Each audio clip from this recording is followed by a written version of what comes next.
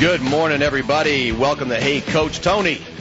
I'm your host, Tony Fiorino, and as you know, each week here on Hey Coach Tony, we tackle the hottest topics in youth sports, and as always, we're interested in what you have to say, so we open up the phones here at 855-HEY-COACH. That's 855-439-2622. You know, you guys, a lot of you know that I spend a lot of time going through all the blogs and the youth sports websites because I like to stay abreast of what's going on in youth sports. And you know what, every once in a while, I find a topic that stirs up a bit of debate. And when that happens, I'm really not shy. I like to give credit to the website, of course, but I basically like to steal an idea or two to highlight on the show. Well, this week is no different. In the past, you may have heard me speak about a really cool website called myouthbaseball.com. Well, last week, I came across a letter that I just had to cover because I know a lot of coaches, and this isn't just baseball. Any coach in any sport has had to deal with this exact same issue that we're going to talk about this morning. And you know what? I want to get some calls from some of you coaches to hear what you would have done, maybe have done in the past given this situation. So, again, the studio lines are going to be open at 855-HEY-COACH. That's 855-439-2622. Before I highlight this really cool letter, I want to welcome a special guest to the show this morning. I have with me in studio today Coach Mike Ferraro, who is the swim coach at Trumbull High School. Mike was on the show with me, I guess it was back in April or something. What were we talking about? Were we talking about whether or not we should be paying the college athletes?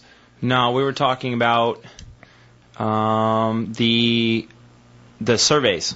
Anonymous surveys. Right. Yes, and that's still one of the most popular shows is up on YouTube. All right. When the parents were given anonymous surveys and basically said, "What do you think of the coach?" And we were wondering why these guys were all getting fired. Great idea. Yeah, great idea. Anyway, Mike was a great guest, and he was a proud recipient of one of the very first Hey Coach Tony T-shirts. But today we're going to talk about something different. Let me go through this general highlight of this post that was up. Again, it was on myouthbaseball.com. You should check it out. The story basically surrounds this assistant coach. He and his head coach, they've been together for a few years, and this year his dad and another parent joined the ranks of the coaching staff for this travel team. 2 years ago, they picked up this kid who at the time was 10 years old. He ended up being one of the top pitchers in the league. According to this coach, he's not a bad hitter, but he does strike out a lot. I don't know how those two things go together, but anyway, the kid does not run smart or fast. Apparently, he can't play any other position except for pitcher. On top of this, the kid cries, screams, throws things when things don't go his way. In one game, apparently, the kid hit a sac fly that won the game, but the kid still threw a temper tantrum because he didn't get a hit. So this is clearly a kid who doesn't understand team versus individual. But anyway, what should not be a surprise to anybody is that this kid's parents think that he is a god and should get to play every position he wants and should be basically pitching in every game. Problem is, at least according to this coach, and by the way, from what I've read so far, there are plenty of problems here, but the problem, according to the coach, is that the other kids, their emotional threshold has kind of gone downhill because of this behavior. And on top of everything, the parents apparently are complaining to the league that this group of coaches are bad coaches. Well, for some reason, the three assistant coaches this year convinced the head coach to take this kid on the team one more time for this past season. Jeez. And they insisted, hey, don't worry about it. We're going to deal with the kid. We're going to deal with the parents. Well, guess what? And shocker, the kid never really solved his issues. And it actually got worse. Well, a week before the tryouts for next year's team, and a lot of towns do this, and I don't know why, the tryouts for next year's team they conduct in the fall when the kids are cold and some of them aren't even playing. But anyway, a week before the tryouts, the parents complained to the league, to the higher-ups, and actually started trying to convince the other parents to complain as well. So they started poisoning the Kool-Aid. The league so far, another shocker, has done, well, I guess what you'd expect any upstanding youth sports league to do, and that is nothing, nothing at all. They are, for all accounts, sitting on their hands and hoping that this thing either goes away or works itself out. I don't know if anyone cares to guess how this is going to work out, but I got my own opinions. Anyway, the coaches are now in a position where they feel they need to cut this kid for the sake of saving the other kids. And these are the words that came from the actual post. Save the other kids by cutting this kid. None of the other kids really like him. The parents are nuts. They're two-faced. The assistant who wrote the letter insists that he can't cut a kid because of his parents, but for the attitude towards the game and the other players, they can cut the kid. And in his own words, and this is the one that jumped off the page at me, and I'll quote, "The problem is he's better than half the kids on the team." Well, I would love to get some of your thoughts on this. We've opened up the studio lines at 855-HEY-COACH. It's 855-439-2622. I want to hear what you would do in this situation, what advice you might want to give. Hey, maybe you've lived through something like this before. I don't know, Mike, what are your initial thoughts when you hear the story? Well, when I hear this and I hear that he sent this email, I wanted to say, well, welcome to teaching and welcome to the coaching profession at any rank and level, because this is a universal story. I think when you get down to it, in this situation, to even hear that the assistant coaches said, we want this kid on the team and we'll take care of him and stuff, you could already see right there, if they knew that he was better than everybody else, the ego played a huge factor. And so why do you think these guys are humanitarians? Why would assistant coaches say, hey, coach, I know you don't want this kid because of all the problems, but we'll take care of it? Why do you think they said that? Let's get to the bottom, which is we want to win, and we want to do that. and that also comes back to, it sounds like I think some of these coaches need to understand what their craft really is and what the art of coaching really is, because I am in love with the art of teaching and the art of coaching, and I'm in both of those. And if you get down to it, we got to create great people. We got to create better people, not just the best athletes. And you take the situation, I think this is a great chance to teach the kids and to teach these people there is the privilege and the right. It's a privilege to play these games. The only thing you got to do to be on this team is follow the rules and be a good person. If you don't, you can't be on the team. It has nothing to do with the wins and losses. And that, if you're going to be a coach and you're going to judge success, that's how you create people, not wins and losses. Well, you know what? And by the way, I do adhere to that, so I don't want you to think that I'm disagreeing with you. However, there are elite teams. Mm-hmm. This is not an in-town team, by the way. This is a travel team where you have tryouts, kids can get cut. When you make the team, you write a check. What if not all the parents' expectations are aligned? What if you think, I want my kid to grow and learn and become a better person, and I just want to see my kid bat third and hit home runs and win a lot of ball games? You're the coach. You got to deal with some disparate goals. Right, but you are the coach. See, you are put in charge, and your job, again, it depends on what your views are. Now, my views on coaching is, the thing about coaching is you're trying to create the best person, the best environment. You want them to be great athletes, great at their sport, but you're also trying to create an environment where they're getting better as people. Mm-hmm. And if you miss that boat, then you're not really quite understanding the art of it. Mm-hmm. So, yes, you got to take everybody at different things. And people, I coach swimming too, and you have parents who say, look, I just want my kid to be in great shape. I just want them to learn the discipline of the sport. But then you have parents who say, I want my kid to be the best and win championships. But what you have to then go back and do is really find out through your rules that you create. Your rules are the borderline that they're going to follow to say, okay, I'm going to have fun. I'm going to get better at my sport, but I'm going to be a better person if I follow these rules. Every rule has to have a point. So if it's don't throw the bat, little Johnny, after you strike out, it can't be, well, I just want to do whatever I want. It's not a Rex Ryan type of team. You talk about kids throwing tantrums, and you've heard me gush over my kids in the past on the show, and they are great kids, and they're very good athletes, and for the most part, they've got their heads together. I had the pleasure of coaching my son TJ through many years of baseball, and 2 years ago we had an incident that I've never actually discussed this on the show. He was playing second base, and there was a pop-up, and he called it, he got under it, just missed the ball. He just missed the ball. It happens. What he did next was he took his hat and he threw it. Mm-hmm. Play stopped. As coach, I went out, went to the mound, and I basically, in the middle of everything, said, all right, TJ, you go to center field, and I pulled the center fielder into second base. Now, without explaining why I did this, I just went about my business, said I did the right thing. In between games of this doubleheader, the other coach said, what you did was really out of line, coach. And I was really disappointed. And I said, and I have a temper. I talk about people keeping their temper. I have a temper. And I said, gee, why do you say that? And he said, the kid missed a fly ball and you took him out. You embarrassed him in front of everybody.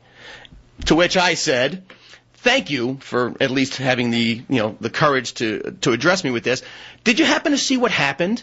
And the short answer was, no, I didn't. And I said, okay, the kid, and I didn't even tell him he was my son, the kid threw his hat. You think I pulled the kid because he dropped a ball. What you're missing is I gave that kid a life lesson in that you're going to drop a ball. It's going to happen to all of us. The way you handle yourself after that is a reflection on me as your coach, in this case, me as your father, and all your other teammates. And now I'm speaking about this very calmly, but I kind of I blew my top a little bit, because to think somebody could be so short-sighted to think that I'm trying to do something so good, and on the other end of it, it just got blown into this ridiculous thing of kid dropped the ball and you pulled him. What a jerk. Well, these things do happen. These things do tend to happen. In any event, this all gets back to what's your philosophy as a coach, and we're going to talk. I got some of these responses, by the way, that are calling for their heads. But I mean, the notion that you picked up on, Mike, is when the guy says the problem is he's better than half the kids. That I think really strikes to the chord of what would cause coaches to, and for lack of a better term, let's call it treat kids differently based on their level of talent. And that's a big problem in youth sports. But I'm going to get to some of these responses that I saw from coaches. And these came in from around the country. So I'm going to pretty much quote these, but I am not going to give the names because who knows who wants to actually be part of this or who doesn't. But here's one response that came in. Quote, I would have a meeting with the player and the parents as soon as possible. The coaching staff should explain the situation, talk about the positives and the negatives the player brings to the team, and the impact of those positives and negatives on the coaching staff and the team players. Document a list. Make sure the players know the list can be added to. So document a list of the negatives the player exhibits and explain that they will not be tolerated. Draft a conduct contract that applies to the whole team, and all should sign off on it. Post it in the dugout along with a list of what actions will be taken if the player violates conduct. The punishments of the player should be graduated so each violation is more severe. Removal from an inning, suspension from a game, multiple game suspension, and ultimately removal of the team. Whatever you think will motivate the player.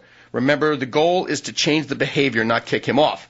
The coaching staff should have inning by inning, game by game, week by week meetings as needed with the player and the parents to give positive and negative feedback on how he's doing. If the player and parents can't agree to the rules you set down, you need to tell them straight out you won't have him on the team.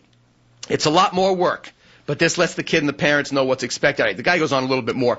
I don't know what your first reaction to that is, but I don't think if I got paid, I wouldn't have enough time to do what this guy lays out. I think he has some really neat ideas, but if you want to start having inning by inning meetings with the kid and the parent, that doesn't seem to be very practical. It's an excellent 2011 administrative response to a question where you lay it all out there by the book. Sure. I mean, but again, you got to look at the level that you're talking about. If this is little league or 11, 12, 13, 14 youth baseball, no, most coaches are parents. Most coaches are not getting paid. So they're trying to do the best thing, and they're doing it because they love the sport. They want to teach things to the kids and teach them things. That doing things like that, again, that's a little bit more administrative on the side, and you can be a coach who loves what they do, but I think that would take a lot of time away from the team. And forget about the time aspect. There's a double-edged sword when it comes to discipline and specific actions. I think you should. And by the way, if you're any coach and you do not have a code of conduct that you wrote yourself and are willing to uphold, you're making a monumental mistake. Let's start with that. One of the greatest coaches in any sport in history is a guy named Red Auerbach, and he was absolutely adamant about not putting specific penalties in place for specific actions. Now, someone would say, well, that's tough to enforce. Well, it really isn't, because if your star quarterback is late to practice, and on the paper it says if you're late to practice you missed that game, and you have to stick to it, let's give a drastic example. Coach, I'm sorry, but on the way to practice there was a burning building and I rushed in and saved 3 young children. I'm overstating it, but the point is the punishment has to fit the crime, and there can be some objectivity on the side of the coach.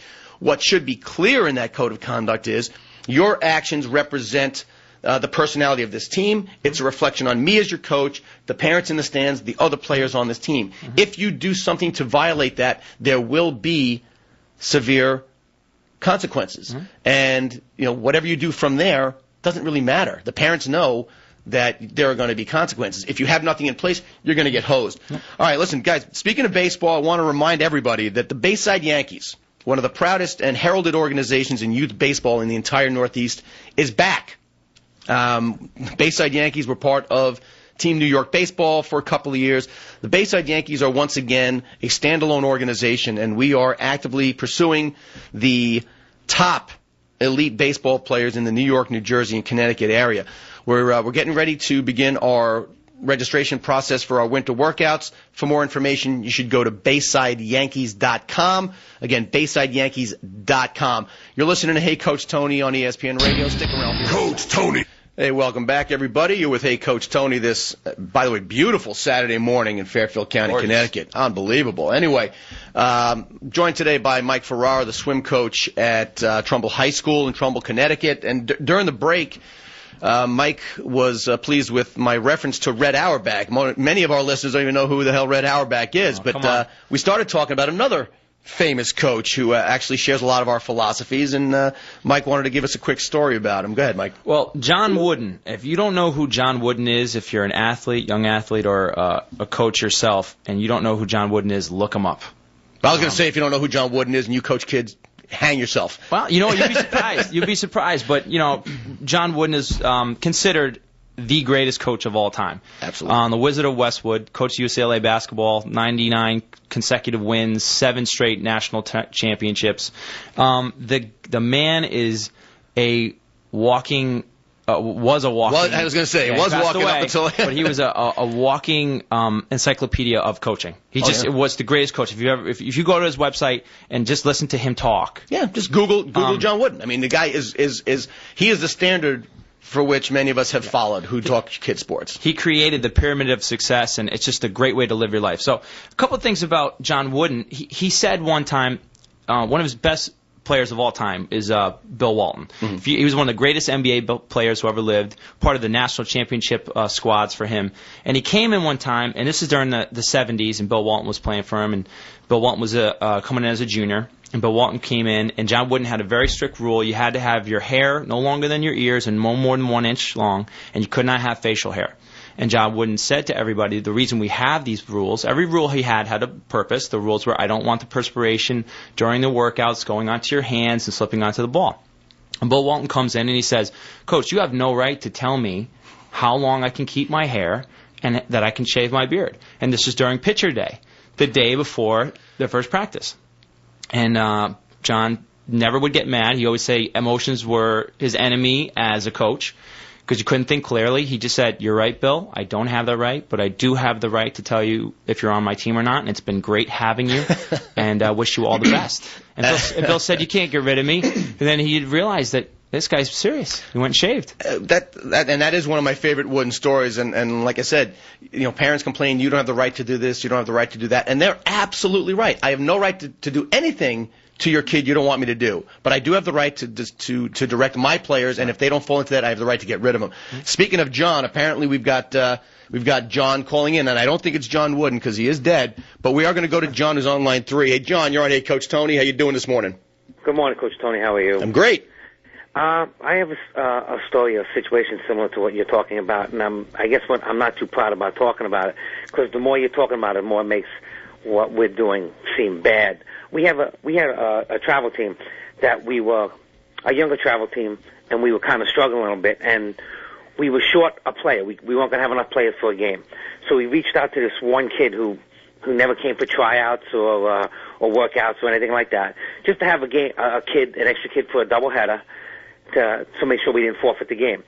The kid came, and he was lights out. He was better than everybody else on the field. We won the doubleheader, and it was a great day for the kids. Everybody enjoyed it. So we asked the kid, would you like to come down again? He's like, sure. Now, the kid is coming from a less advantaged family. He really didn't say much. He's a very quiet kid, but he was really good. So we found ourselves in a cycle of calling this kid up, almost like, we really need you for the game on Saturday. He's like, okay, I need a ride. I have no water. I don't have a bat. So we found ourselves every week driving to this kid's house, picking him up, taking him to a tournament game or something, getting him food, getting him water. He's playing, we're winning games, everybody's happy, everything else. But like I said, as time went on, he would never come to any of the practices. He never paid us any money for participating in the summer league with us. And now we're into the fall, and it seems to have gotten even worse, where still no money has come around. We're still picking him up, taking him places. His attitude has seemed to have gotten worse, where he says he's going to be at a game and he doesn't show, and still has not made it to any practices. And now we're going to go into our winter workouts and everything, and it's almost like the attitude of someone's going to take care of that for me, right? Because I don't have any money, and we start to realize it's really not fair to the rest of the parents. It's not what we wanted, to accomplish by having him play. And we start to realize, guess what? Either you come down to all the practices, you participate with the rest of the kids, you pony up the money like the rest of the kids and the parents have to pony up, or there's really nothing we could do. I mean, we tried to help the kid, a part of it, and then the bigger part of it turned into he's really good and he really helped our team play really well. But you can start to see that he's starting to take advantage of us, and we're letting him take advantage of us. Well, if you really believe he's taking advantage, there's only one way to find out. You cut the cord, and you have a conversation with the parents. Because, listen, and you guys, I know you're saying you have a younger travel team. Bayside Yankees, I was just talking about before the break, we're a 30-year-old organization, and we are an organization with a lot of teams and, current major leaguers who are our alumni. So we actually have a scholarship program in place for some of our kids, but we never do it without having a conversation with the parents specifically.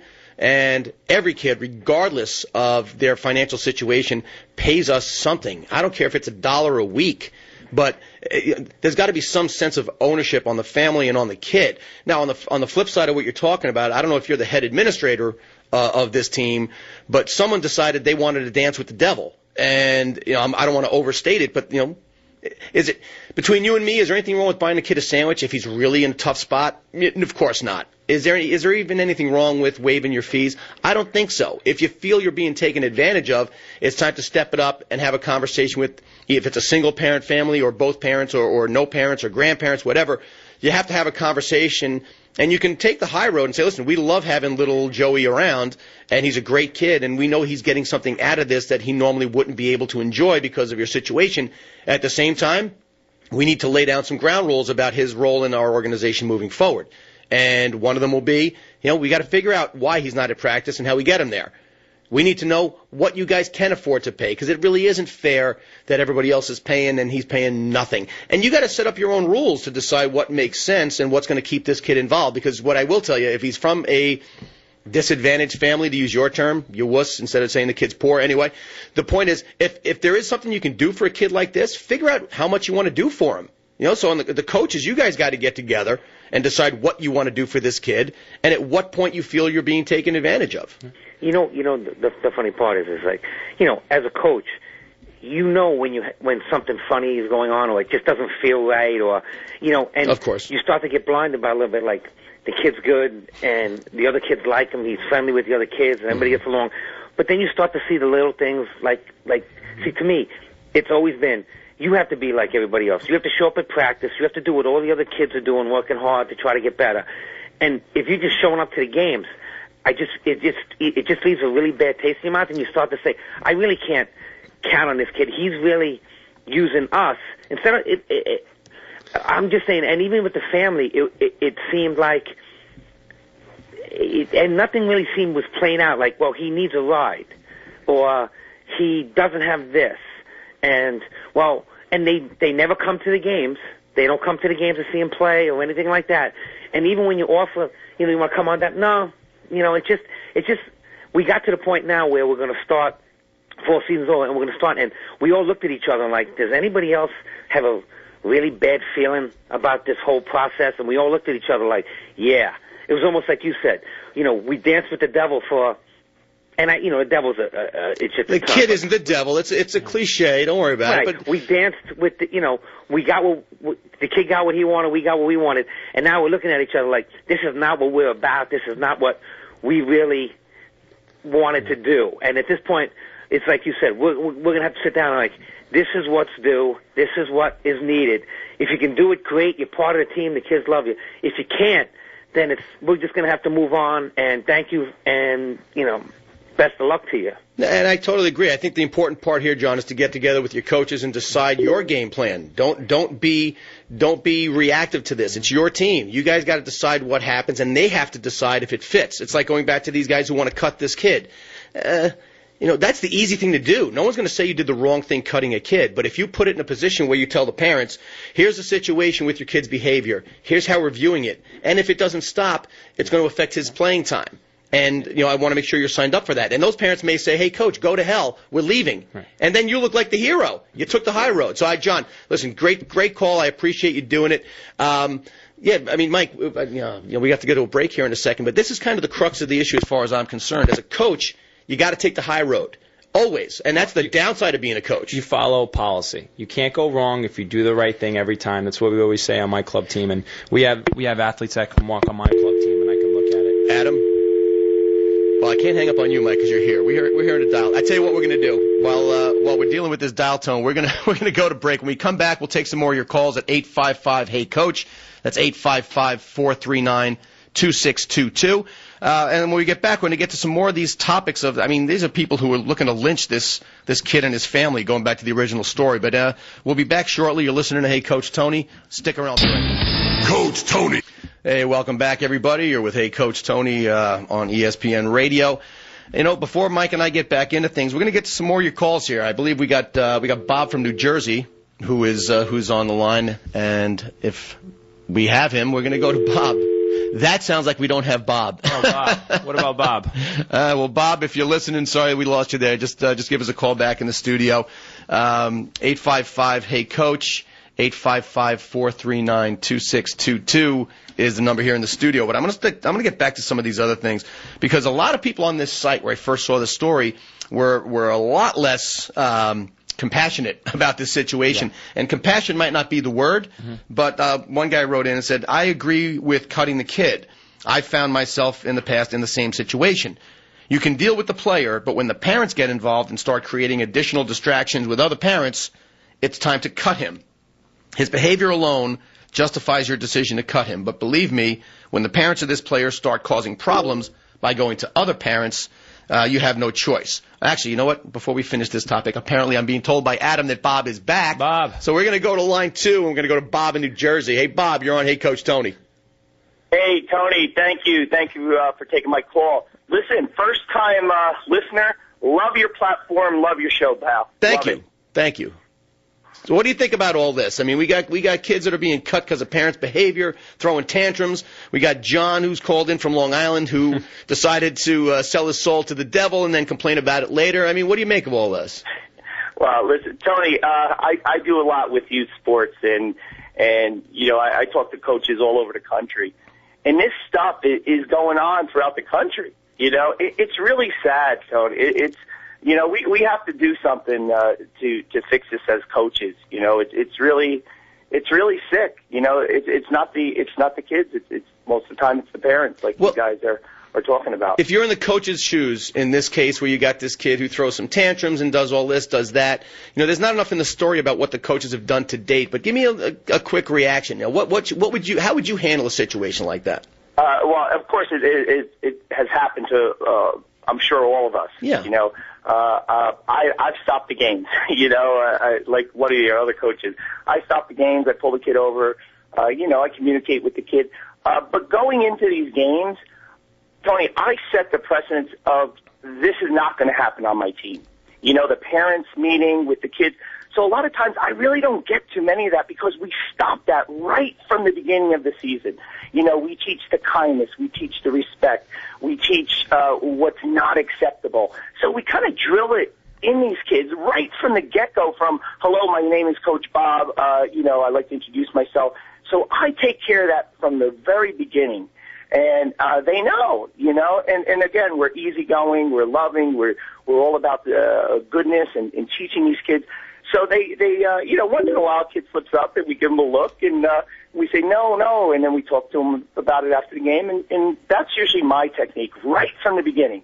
Well, I think it's a great methodology. I've told people over and over again, but start of the season, you make sure the parents and the players alike know your philosophies in general terms so that there are no surprises. In other words, if let's say your answer was, I do all these things, Coach Tony, but in this case, once the kid violated, I am going to sit him, and I'm going to maybe re-enter him later once he learns his lesson. But you'd be justified, and there should be no surprises from the parents if you were to pull that kid right out of the game. Yep. Absolutely. I agree with you guys 100%. But listen, it's Sunday, it's my daughter's birthday, and we're off to start our day, but I just wanted to call you and tell you what a great show, and I'm a fan. I'm hooked, pal. Well, what's your daughter's name? Julia Solomon.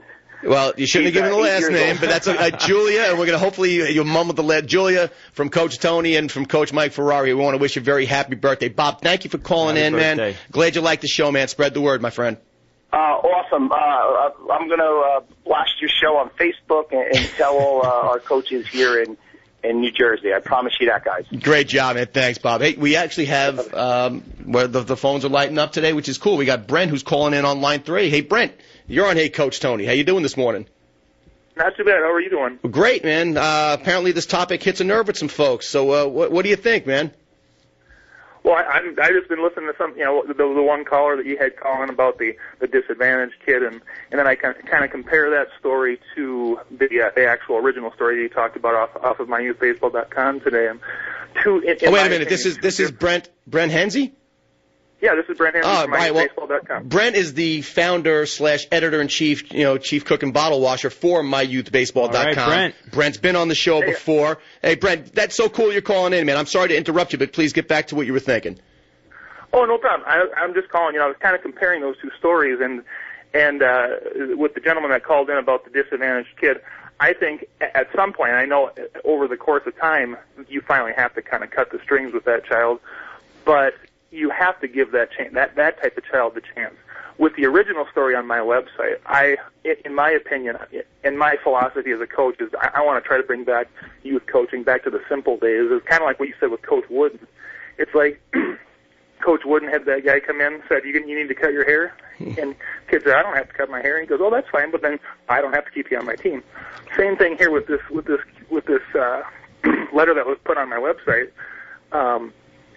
These guys have taken the time for this kid over the course of years. It's time to cut him because his family has been a problem, he's been a problem, and it's affecting the rest of the team.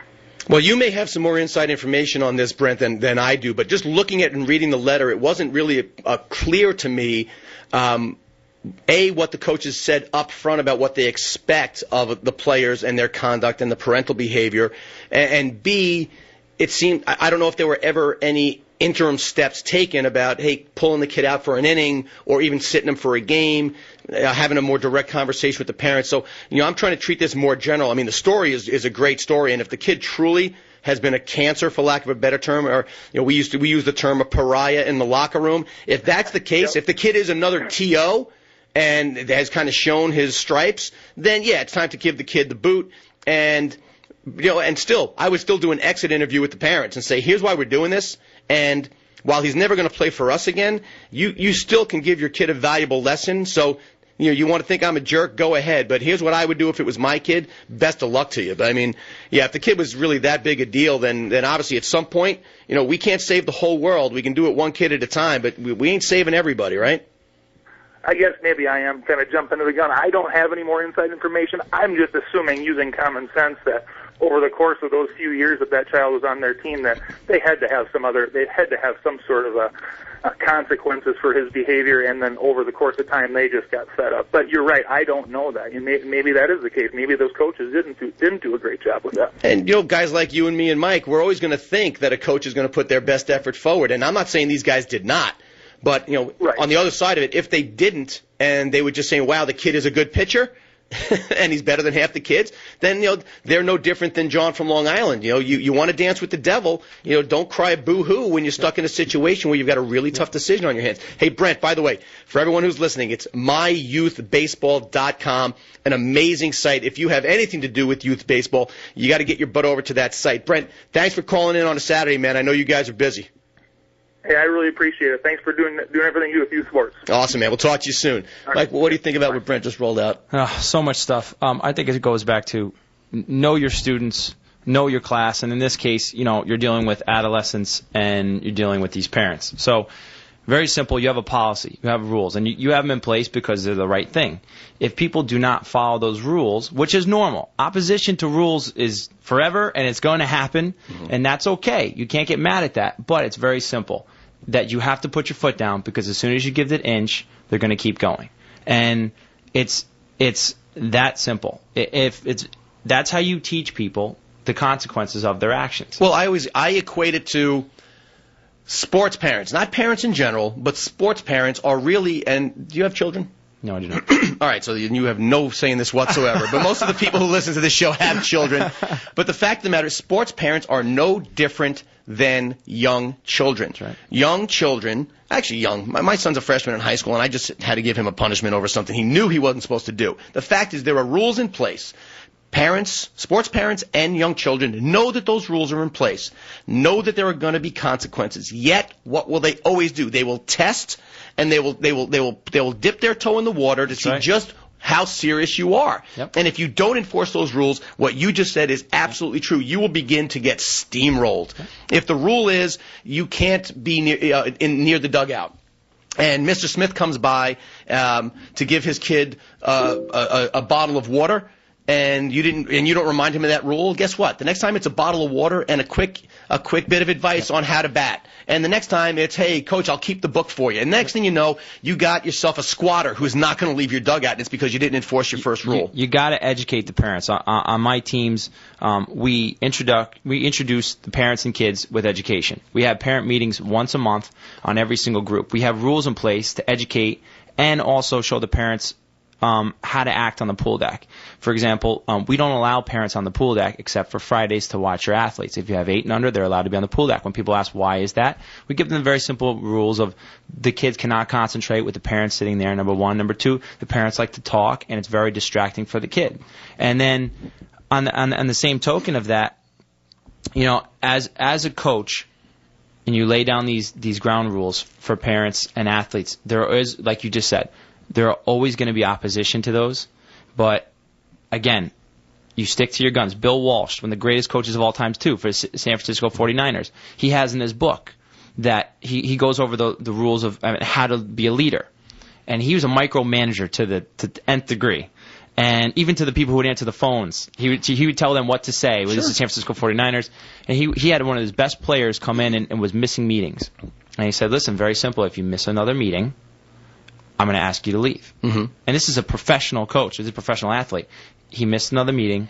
The next day, the guy came in. His bags were outside. He had been traded. Very simple. And he says you have to do that because that's the only way that you have to go by your word.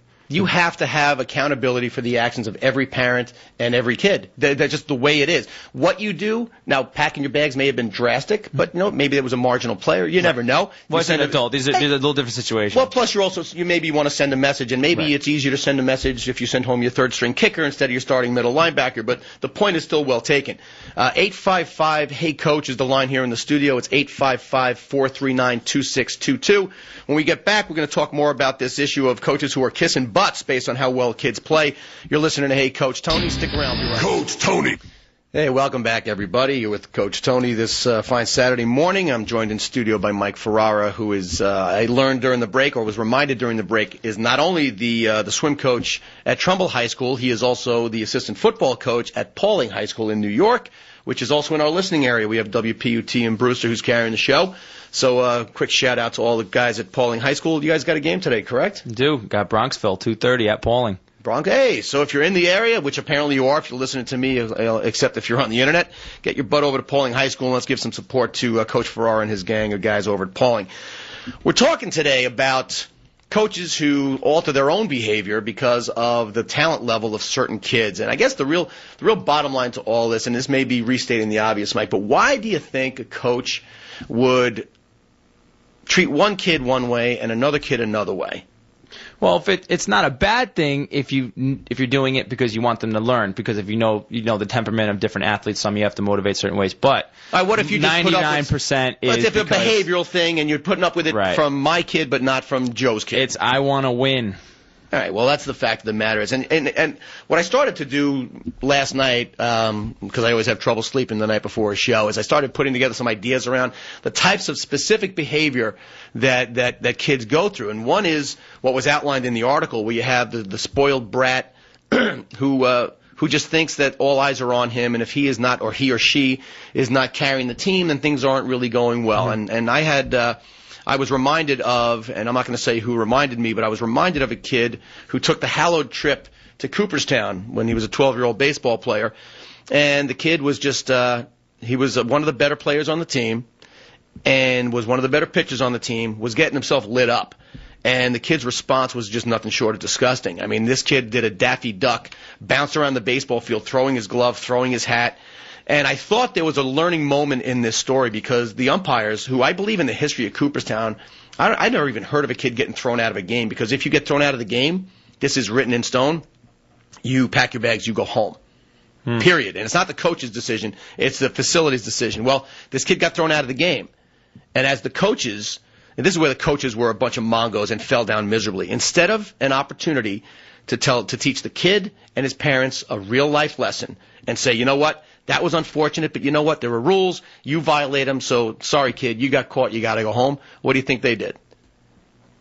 Well, you wouldn't know because you're a good coach. They convinced the umpires, who, by the way, all the umpires in Cooperstown are volunteers. You bring your own umpires, which is a whole cool different thing. But in any event, they basically would not leave the umpire alone until he basically said, do over, I changed my mind. So this kid who embarrassed himself, embarrassed his town, embarrassed his family, embarrassed the guy selling hot dogs, instead of him getting finally a life lesson, this kid who's been coddled because he can hit and can pitch, was basically told, like I said, he without trying to, he tested the waters to say, okay, I got thrown out. Now what happens? Guess what he learned? Nothing. Yep. Because he got thrown out of the game, and he got to finish his magical experience in Cooperstown. When I heard this story, I was absolutely disgusted. The other behavior that kind of jumps off the page when you talk about kids like this is the kid in town who's really, really good, and somebody else makes a mistake. And you get you stink. Your own teammate, somebody else on your team makes a mistake, and you start to berate them. But if you make your mistake, and they all do, it's I'll kick your butt. Don't shut up. Don't tell me I stink. These are the spoiled little brats that are ruining youth sports. And in turn, where does that come from? Do you think kids are just just turn out that way? Well, no, they have to be taught the structure of how to act in those situations, and there's got to be the role models. The coaches have to set forth the precedent of how they're going to act in those situations. I just had a situation yesterday where I had an athlete who was very, very loud, loves to cheer, not a very good athlete, not at all, but one of the most team-spirited people we have. Mm-hmm. The kind of feel-good story that you like to have on your team. And she's walking over and she's saying, hi to the other team and hi to some of even our own, and they're looking at her like, why are you so loud and nice and everything? And she comes over to me and just says, this is what happened. She felt bad about it. Why? Was there something wrong with me? And I'm saying, there's nothing wrong with you, but you have to understand, people are going to take you certain ways, and they're not going to understand how. Don't change, because you're a great person. Mm-hmm. But people are going to take you certain ways, and you can't control how other people react. All you can do is be how you are. And then as a coach, I go back, and now I explain. We're in this together. This is how you treat people. I don't care if you're the best or the worst. We all have to treat each other the same. Yep. We're all in it together. And it's sport agnostic. Last year I had to cut some girls from a travel basketball team, and rather than cut them, I offered them an alternative. And I use that word specifically because I said we'll have alternates on the team. And these will be girls who will practice with us and improve, and occasionally will play in games with us. But I didn't want a parent to shell out the money for a travel team to then just find out that kid wasn't going to get playing time. Yeah. Well, a couple of the girls took us up on the idea, but there were one or two girls on our team who made them feel like they were different because they were not on the team and they were alternates and they weren't as good, and that just absolutely drove me nuts. And again, I asked you the question almost in a facetious manner because, of course, kids aren't born that way. kids are allowed to become that way. Right. And in the two cases I outlined, the failure here is not really the kids, even though, as you get to a certain age, you should know right from wrong. But the real failures in this case are, A, the parents, because let's face it, if a kid feels a sense of entitlement on the ball field or in the pool or on the court, guess what? That sense of entitlement stems from home. And you know what? And nowhere else. Yep. Because that's just the way it's going to be. Now, is it exacerbated when a coach sees that, wow, you're 8 and you can hit a ball 400 feet, so I'm going to let you be a complete jerk on the field? Yeah. Then there's a kid who says, I don't need to listen to the coach. And by the way, I've heard these kids, these types of kids, the way they talk back to coaches, I almost beg, please be on my team. Please be on my team for the 1 or 2 games you might last. Because, kid, you're going to hate me, but I'm the coach you're going to talk about when you're a grown-up. And you're going to say, this guy who I thought was a jerk finally got my head out of my butt because everyone else was busy kissing it and taught me that, as special as I think I am, I ain't that special.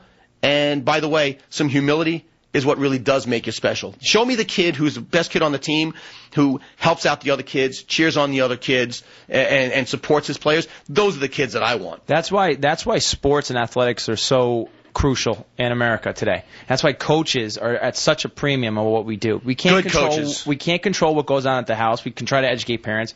We can't control what goes on at the schools for the most part if we're not teaching there. So we get them for that 2 hours or 3 hours or hour after school or before school, and that is when you have to try to mold the people that you can. And they love sports, and these people that go every day and give their all, like you said, these people who maybe not good athletes or even good athletes that are spoiled brats and these different things, that is your chance through doing something that they love and they're there to do, showing them the discipline through your sport. And you bring up a great point. I think the guys who say cut the kid without going through the process, you're no different. You're no different than the guys who let Dexter Manley skate through school and as a professional athlete and an adult could not read. By cutting this kid, for those of you who are listening, you're basically saying, this ain't my problem, let's give it to somebody else. It's the teachers that let these athletes or any other kid skate through, and instead of fixing the problem when the kid's in second grade, you find out you've got a freshman in high school who can't do algebra. And those are the real problems. And what it all comes down to is coaches are in a shortage. Great coaches are really at a premium. The ones who say, I don't care what's going on at home. Here's what you're going to do when you're in my program. And that, people talk about system. People talk about program. Most people don't know the difference between having a program and a system and just having a bunch of teams. Right. The older man that I am in love with, and I've said this to my wife many times, Tony DiMatteo, who you know because your dad knows him, the reason he's so damn good at what he does is he just says, hey, parents, here's how it is. I don't care what you do at home. Here's what I want you to do at home. But guess what? If your kid is walking down the hallway in high school, and Coach DiMatteo gives each kid a school planner, if I don't see that in their hands, they're in trouble. If I tell them to open it, nothing is written in it, they're in trouble. I found out the kid's not doing his homework. He's in trouble. This is not most coaches just look at it and say, are you passing your classes? Which, by the way, is commendable.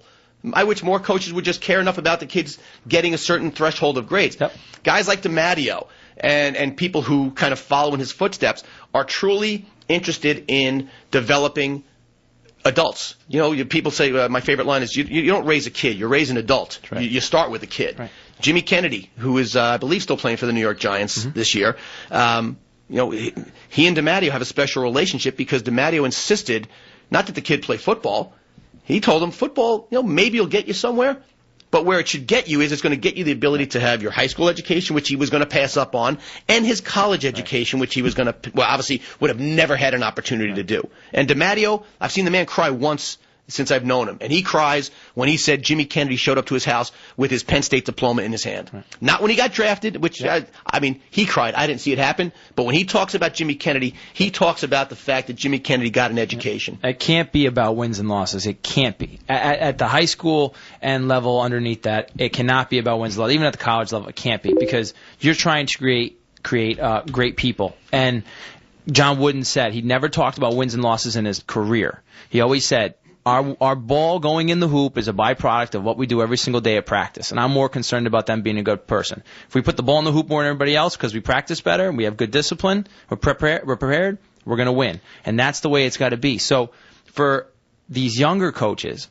and even high school that are letting these athletes do this, you got to think maybe they're in it because they want to win. You nailed it. The word you use is my favorite word when it comes to coaching, and I use it all the time. Byproduct. Wins and losses are a byproduct of a lot of different things. How well we prepare during the week in practice. How well we communicate during the course of a game. How good a coach I am. How bad a coach I am. Your attitude towards yourself and your teammates. All these things. If you're a great coach, the least amount of time you spend coaching is during the games, and that's just the way it is. The stuff behind the scenes is what gets wins and losses, and the rest is nonsense. Well, hey, Mike, as always, a pleasure to have you on the show. Thanks for having me. This has been a lot of fun. Hey, folks, remember, more and more of the stuff is on Facebook, so go look on Facebook for Hey Coach Tony on ESPN Radio. Follow me on Twitter. Follow me on Facebook. Just don't follow me home. Hey, this has been great. Every Saturday, 9 a.m., listen to Hey Coach Tony. Enjoy the rest of the weekend, everybody.